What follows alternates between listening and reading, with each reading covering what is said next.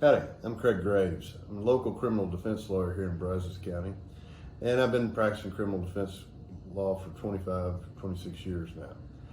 And I thought I'd talk to y'all today about the different drug possession and charges and what different aspects of possession of drugs.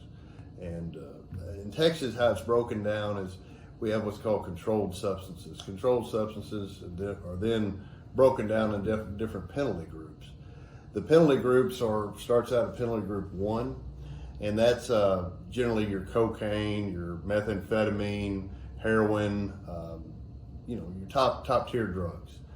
And those carry usually a higher level of punishment because they're more addictive and have no medical basis for use. They're just purely a drug or a controlled substance that's designed to alter someone's state.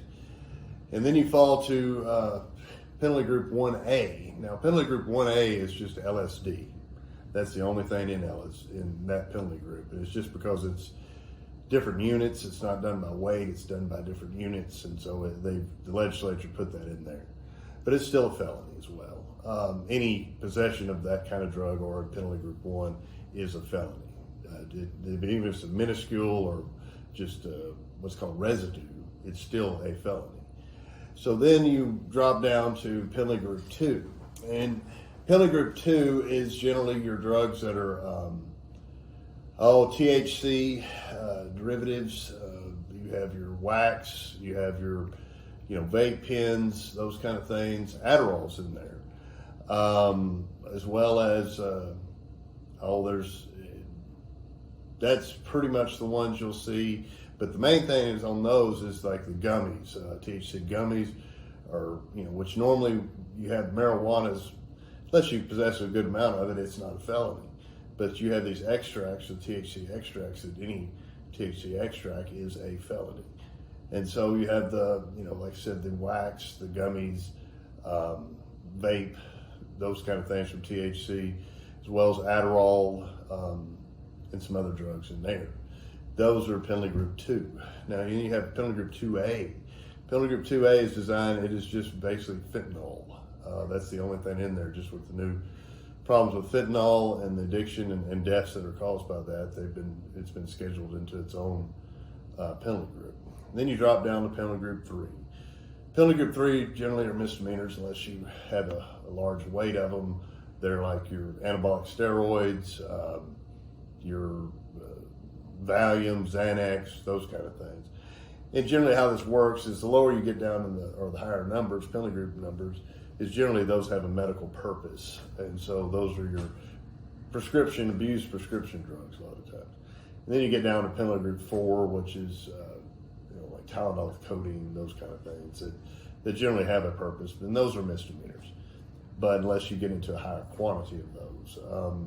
Generally, if it's anything above 28 grams, you get into those deals, that would be into a felony range of those kind of things. So you have those, and then you have marijuana. In Texas, marijuana is illegal. It has not been made legal. Some people heard President Biden come out lately saying that the federal government should make marijuana legal. Doesn't matter if the federal government makes marijuana legal. It's still illegal in the state of Texas. And it's also illegal if you might have bought some legally in another state. But if you bring it into the state of Texas and are found in possession of it, it's illegal. Generally, like I said, most just straight marijuana cases are misdemeanor unless you get above what's called 4 ounces to 5 pounds. That starts the state jail range. And those start the felony ranges. And you go from 4 ounce, 5 pounds state jail felony to 5 pounds to 50 pounds to third degree felony, and then so forth.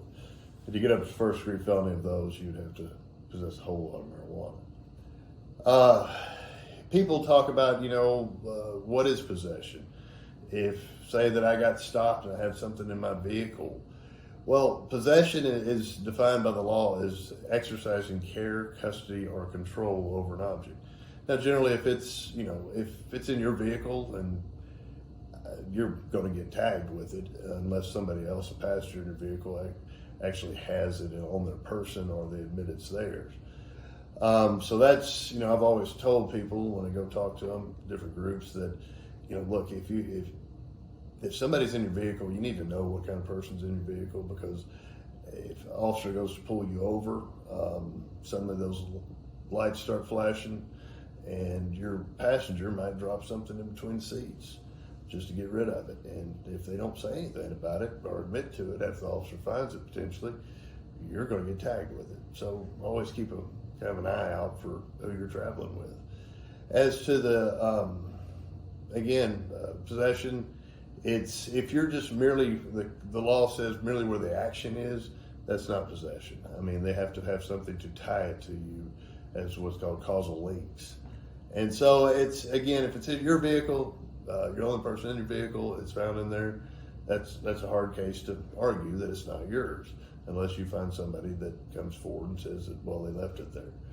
But in situations like, say you're at a party and there's marijuana on the table, it's not your house, you're just across the room from it, no, that's probably not going to be a very good case of possession if it's filed against you, unless the state can prove that you exercise care, custody, or control over that. Now, another thing to watch out on any kind of possession of controlled substance or marijuana is what's called drug-free zones. Drug-free zones are generally your parks, schools, those kind of things. And it's not necessarily, I guess you think about in your mind, well, this guy out there dealing drugs to kids at a park. No, I mean, the law, that's probably what it was designed for, obviously, but officers will use it if your home is within so many feet of different places. I mean, you could just be in your apartment, you're not selling drugs to kids or anywhere near that park, physically there selling anything or possessing anything, but just the mere fact that you're within a certain amount of distance, they will up your charge. And generally what happens on drug-free zones is it takes it up one notch. So let's just say that you had a misdemeanor amount of marijuana, 2 to 4 ounces, and you were, they busted your house, and your house was within so many feet of a school, daycare, those kind of things. Well, the cop could bust you with a felony at that point by saying you're within so many feet of those areas. So that's just something to watch out. Also, there's, what's the difference between possession and just manufacturing delivery? Possession is just, simple possession is what we call it. It's, enough that's just, it's obvious it's just for your personal use. Now, when you get in the big units of different, penalty groups as well as marijuana, the state can attempt to try to make a manufacturing delivery charge. Now, they're going to have some kind of, something to show that they think that you're actually selling it, like baggies or a large amount of money in your pocket. The biggest thing they use, in all honesty, is just they'll try to get into your cell phone. Because cell phones, generally, people will, excuse me, they'll go back and forth as to texting if somebody's asking them for drugs or they're delivering drugs to them and those kind of selling.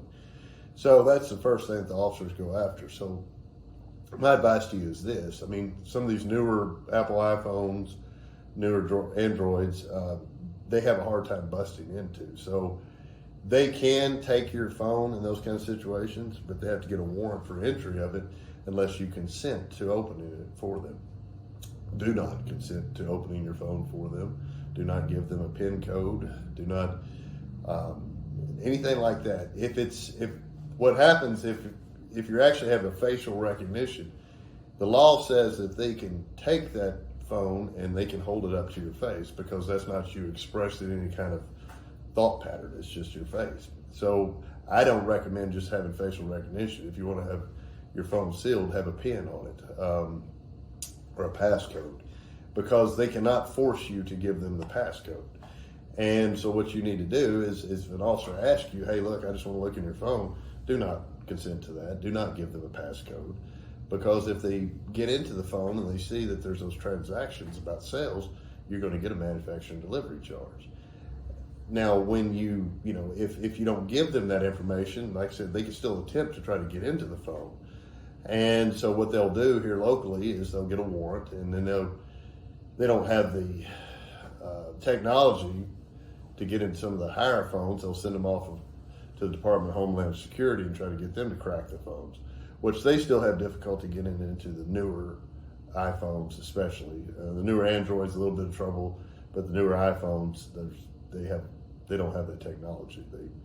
It's just generally, Apple has been pretty tough about not handing out that technology, even when it's been requested by the FBI and those kind of things.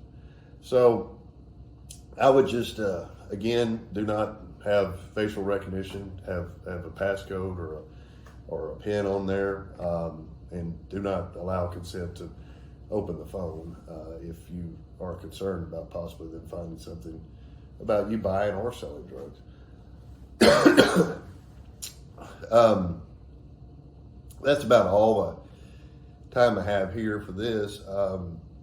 But at any time that you're ever facing potential charges of drug possession or manufactured delivery, or if you have been arrested for it, please give me a call at Craig M. Greaves, attorney at law. It's 979-779-9388. We have free initial consultations, and I'll be happy to speak with you about your case and give you my thoughts about it. Thank you. Have a good day.